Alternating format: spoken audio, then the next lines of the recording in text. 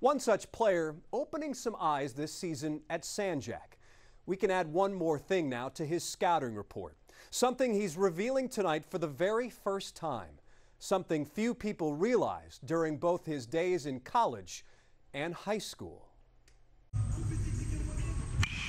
In the cage, work equals results.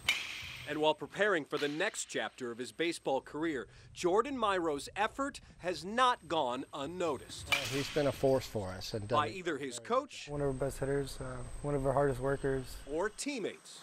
But what most don't know is all Jordan's endured, and why number one is deciding to not just look out for number one. Why do you want your story to be told? Kind of to be an inspiration to others that are going through something or difficulties. Jordan's story goes like this.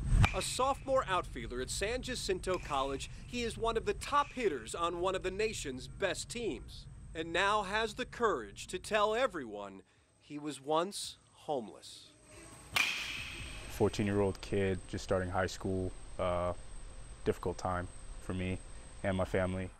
Jordan appeared to have a picture-perfect life growing up in California, but then came curveballs. First, his family's home caught fire, and then his parents' messy divorce. And finally, Jordan staying in hotels or living with friends after his mother lost her job. You can guess how all that made Jordan feel. I dealt with depression.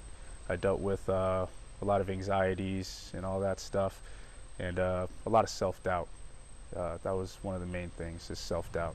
But he's always felt most comfortable, naturally, between the lines, where skill surpasses circumstance. How does one make it through?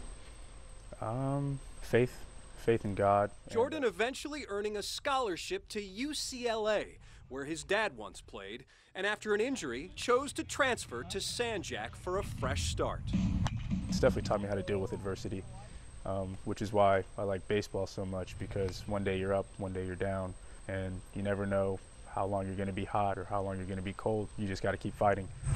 And fight he did, says his mother, Tiffany. I'm selling handbags, I'm selling clothing, whatever I could sell. Recalling what the family went through from her home in California. I know that everything comes full circle, and he's gone through a lot, but he's got such a major testimony and such a story to share with people that good things are going to come his way. Jordan Myrow, number one, now has a number of goals he's still shooting for. Major university. And then hopefully get drafted and then make the major leagues. Inside this cage, he's now free to dream where his new home will be. And it's hard to believe, but Jordan is still looking for a four-year school after putting up these numbers for San Jac, which ended up in the national semifinals. Jordan also appearing in 7 games last year at UCLA. And his godfather is Dodgers manager Dave Roberts, who once played with Jordan's father at UCLA.